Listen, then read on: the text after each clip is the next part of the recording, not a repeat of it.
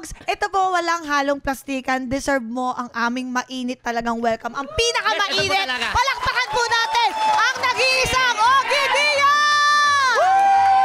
Ayan, ho. Papa Ogs! Hey, Jograd! Calm down, Jograd! O, paano tayo magkakarinigan yan, di ba? Kakaloka, Actually, alam mo, Mr. Vice Chair, Yes, full circle itong pagbisita ni Papa Ogs dito sa GMA. Kasi Yes, literal, nasa labas siya ng GMA. Nagsimula ng kanyang career. Di ba po, Papa? Ay, oo, Diyos ko. That was 1986. Oo, 16 years old ako. Yes, Inaabangan ko sa labas ng GMA compound si Ate Christy Fermin dahil siya yung isa sa mga host ng movie magazine na naging Movie Patrol. Tapos, nagbababad na ako dito dahil hindi na ako maalis kasi baka hindi na ako papasukin. So, pag alis ni Ate Christy, iintay na lang ako ng Saturday edition ng That's Entertainment.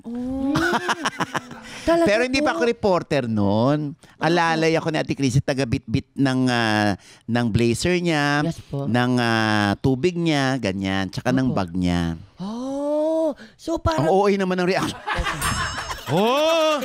Nakakaloka naman si Buboy. Hindi po. Totoo po yun. Wala po karoon ng plastic yun. Totoo po talaga yung reaction ko po na yun. Kasi po, kaya po gano'n, wow! Kasi po, nabanggit niyo po si Nanay Christy. Naalala ko lang din po kasi yung mga nagra-racket-racket din po ako sa ABS dati. Siya po yung dahilan ko bakit po ako nagkakatrabaho. Kaya tatanong ko po sana kung nag-meet din po ba tayo nun. Alam mo, hindi kita maalala. Mas maalala mo ko. Siguro ang dami-daming artista eh. Oo nga. So, baka ako nakita mo dyan. Pero hindi ko, parang wala akong natandaan na naikwento sa akin si Ate Christy na merong isang lumapit sa kanya at naging anak-anakan niya at binibigyan ka ng racket? Hindi po. Yung nanay ko po kasing lumapit. Hindi po talaga ako. Actually, kasi po, Bisaya po kasi ako. So, hindi po kami makapag-intindihan ni Nanay Christy. Kaya ang lumapit nun, nanay ko. Wala. Parang ano. Baka naman ginagamit mo lang siya. Ay, hindi po. Ine-etchos mo lang ako. Totoo po yun. Wala kasi sa akin siyang nabanggit. Ha? Wala ba siya nabanggit? Baka naman nagpapalakas ka lang para hindi kita tirahin dito. Ay! Hindi, baka ginagamit mo lang si Christy para, naku, anak-anakan pala ni Ate Christy to, hindi ko na to babanatan. Ay, hindi po. Ganon, baka ganon yun. Hindi po totoo yun. Naku. Lamig ng aircon. Pakibaba yung aircon. Ha? Lumamig po yung aircon eh. Nilakasan po ata nila eh. Naku. Hindi po totoo. Ay, totoo po yung tinan mo? Ikaw mismo, Diyos ko. Hindi po. Saan nahuli ang isda? Saan po? Sa buntot? Siyempre sa bibig. Di ba po lambat po? Hindi, nahuli ka, tinan mo, ikaw mismo umaming ka na ano. Hindi po. Wag mo kong plastikin, Hindi po. Buboy. Hindi po ako nagsisinungaling. Totoo po. Bakit umihina? Nagiging boses ka na ng totoo po. Santo? Ano ba yan? Hindi po, totoo po. Totoo ba? Totoo. Nag-meet po kami dati. One time, kaya po yung kay Erap Estrada po yung dati. Oo.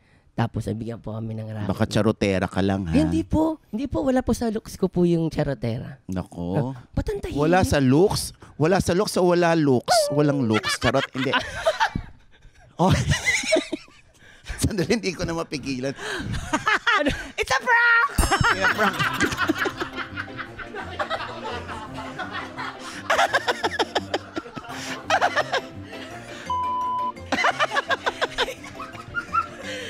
Hirap na siya maging matapang.